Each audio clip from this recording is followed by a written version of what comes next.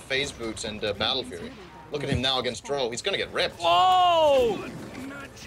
Life, what life? Rexy's held in place right now, but that's why Aegis the Immortal was actually invented. And then he will respawn in 3, 2, 1. 4 heroes hanging around him. They will look for the bounce stun. There is actually nothing for the... Oh no, there's the blink in by Shadow Shaman. A little bit short on the blink, but Drone Ranger just turns around and attacks the Windrunner. Then the Wish Doctor throws down the ultimate. Everything they've got to kill Rexy, they do throw. And they do get the kill, but an instant buyback from Drone Ranger. Why wouldn't you when you can farm with a Helm? Or just pick up another Aegis Immortal in just a couple of moments. 1-1-4. Finally with some stats on the board. Yeah, and just a little surprised by Rexy's decision to go for the only hero among the ones attacking him, which he would have a hard time bringing down, namely the Windrunner, because of her Windrunning ability, of course. Could have probably picked off the Witch Doctor very quickly if he wanted to, but yeah. And that's one of those in the heat of the moment things I talked about. When you're in the situation, you might not make the brightest decision when time is ticking for you very quickly. But yeah, they managed to bring down Rexy. As you said, he finally took part in some kills, and he did so very effectively as well. Shows up, all right guys, what's up? I heard there's a party here, and immediately takes part in killing 5 heroes. Yeah, I'm wondering actually why we're seeing a BKB up on Drone Ranger. Like, it's fair enough, but if you've already got lifesteal, do you really need that much stability? If you want to go in, grab yourself an MKB. And that way, no matter what Windrunner does, she can't actually escape. If Anti-Mage ever gets any form of evasion, he can't actually escape it, and you deal extra damage, and you deal it faster. Maybe another bit of an option. I was actually hoping for Butterfly, just because the attack speed and her own evasion kind of thing. But maybe even an MKB as the next time I'm up against Windrunner. Some form of damage, and don't always just go defensive. Especially there are a few good things about the BKB. First of all, the feedback ability, or as it's called, mana break of Anti-Mage doesn't go through it. When you're BKB'd, you don't lose mana and you don't take that damage, so that's one good thing. He can't get shackle shotted, can't be touched by Venomancer. The only thing that actually stops him is a black hole, and that puts a lot of pressure on the back of SGC. If he didn't have that BKB but went for an aggressive item, they might be in a situation in which they got a chance of picking Rexy off. And EBin are definitely not interested in losing their big hard carry at the start of the fight. So with that BKB, he's a lot safer. And of course, as you say, I mean, in this situation, he could have gone for other things. They have good backup with Shadow Shaman blinking in for a Hex. They have Tide Ravage, even Mirana Ultimate, lots of stuff. So yeah, I mean, Rexy could have gone for other stuff, but that's more as a result of the game situation than the item choice itself. I completely agree with the BKB. Yeah. Now Enigma's actually got his own BKB. He's already popped it off and manages to actually avoid the Ravage ability of Twister. But Twister did manage to get 4 of that. The Crash currently turned into a chicken. There goes the Black Hole. It's only got Twister, and Rexy with that BKB just sits up on the high ground and is affected by absolutely nothing. Windrunner tries to pop off the Windrunner, but already getting Ether Shock as well as Cold Arrow to death. Double kill for Drone Ranger. Shadow Shaman's already beyond godlike, and he will be able to bring down the Venomancer as well, but it's actually Lich who claims the last hit. That'll also claim the last barracks. Anti-Mage blinks himself back inside the main base. Trixie wants the courier, but the shield coming up fast from SGC, and that is still going to spell the end of their bottom barracks. As well as the mid. Yeah, the middle has already fallen, apart from those, the ranged barracks, yeah, they just fell as well. And I mean, there's just no coming back from a situation like this. We've seen amazing comebacks over the years, but this just seems rather impossible for SGC. 32 minutes and it's over 20. In fact, that's probably like 23,000 gold in favor of EBin. It's like they're getting 1,000 gold advantage a minute. Almost. Yeah, it's amazing when you think about it, how big this gold difference is. And if you look at the graph, the way the graph has progressed, there's been like one upturn during the entire game for SGC in which they gained gold, which was at about the 10-minute mark. Since then, they've been consecutively losing gold the entire game through. Yeah, that just goes to show the dominance. You can see also like the continuous ganking throughout the game as well. All these little dots you see across the bottom of the screen is all when like a moment's happened. Somebody killed somebody. There was a gank, or there was a multiple gank, or there was a double kill, or things along those lines. And that's what it's all about. And you can see it consistently there. Like, there's maybe a couple of like minute breaks where that didn't actually happen, with one probably extending for a couple of minutes. Crash TPing out. Frost not. Oh! Whoa! That's a lot of damage fast. He has very, very little life. Did that Drone Ranger arrow actually follow him all the way back to the main base? I saw a little arrow fly. In the meantime, Ghost actually being called out. It is actually going to be wasting He will bring down the Venomancer. There's a lot of quick damage coming out from Dro Ranger. She's actually bought another Yasha. Does that stack? No, not the movement speed. But the agility and the attack speed does. Obviously, yes. Yeah, yeah. It's interesting to actually see a Yasha up, like... It's, I wouldn't read too much into the item choices now. We've got a Shadow Blade on Wasting and a Shadow Blade on Trixie as well. Yeah. Just having a little bit of fun.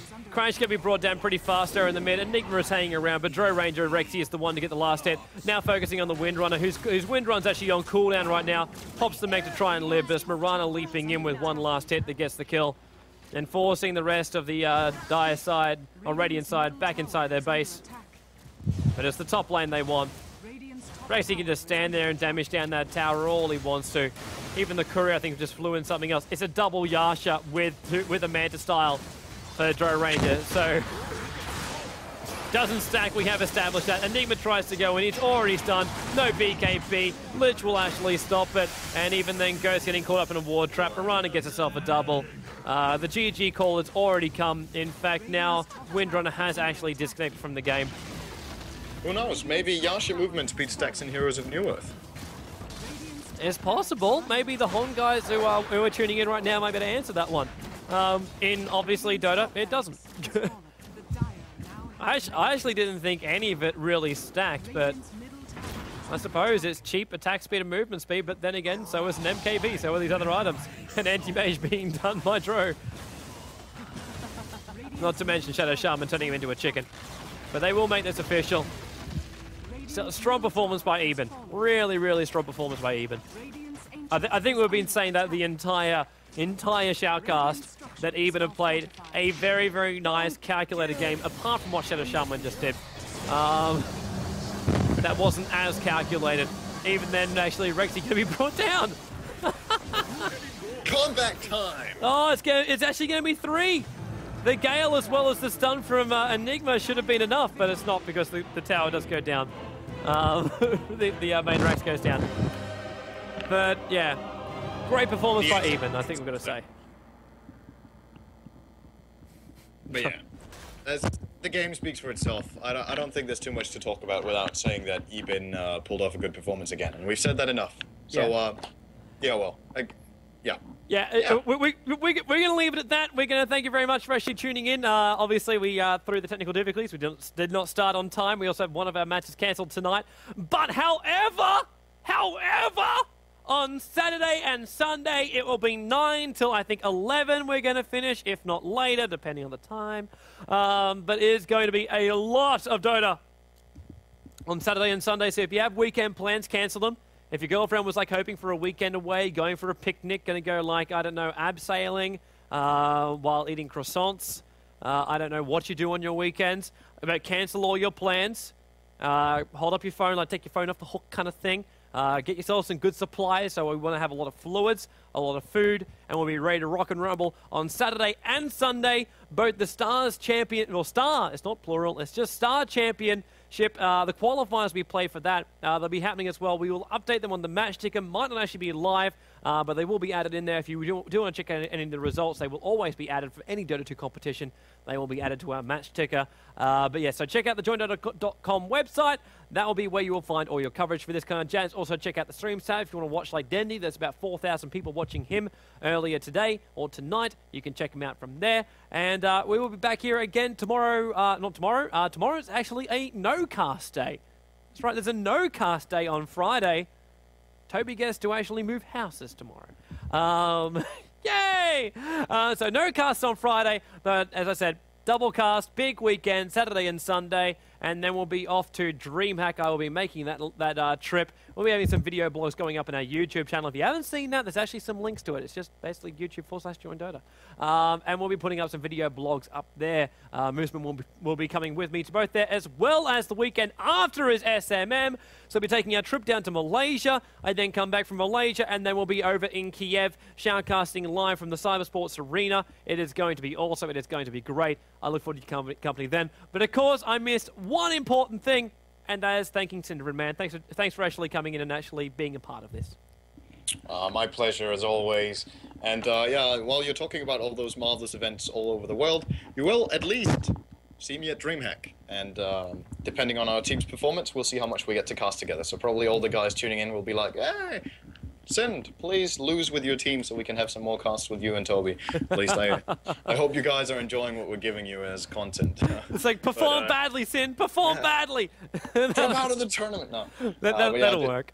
Obviously, depending on that, and I mean, the deal you and I kind of have is that the moment if we drop out of the tournament, there's gonna be a swap over so that I cast with you for the remainder of the important matches at least. Yeah. But the way things are shaping up right now, we are very confident, and we might actually go very far in this. But we'll see.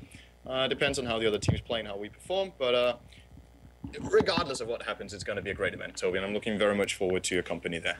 Yeah, it's going to be awesome, man. It's going to be awesome. If you are in Sweden, Malaysia, or Kiev, please come up and say hi. I'd love to actually say hello to you. And also, just to clarify, as our last thing for today before we say very, very goodbye, as Syndron is basically just rolling over his microphone, that people are asking me to sing. I'm going to actually structure this a little bit better so people don't go, hey, oh, Toby, you're supposed to be singing right now. For every increase of 1,000 users, I will sing another song. And this will actually apply over the weekend. So I've sung at 1,500, 2.5, and there'll be 3.5, 4.5, 5.5, 6.5, and keep on going up that way. I'm going to structure it that way so people stop asking questions and going, come on, sing, just sing. You need to hit those targets if you want the song. I'm just saying that. So until that point, thank you very much for tuning in. I hope to see you all about over there on the Join Dota forums, as well as at 9 AM on Sunday. I will be awake. I don't know how much, but I will be awake for the entire day. And I'll see. Yes, we'll see you then. Good night.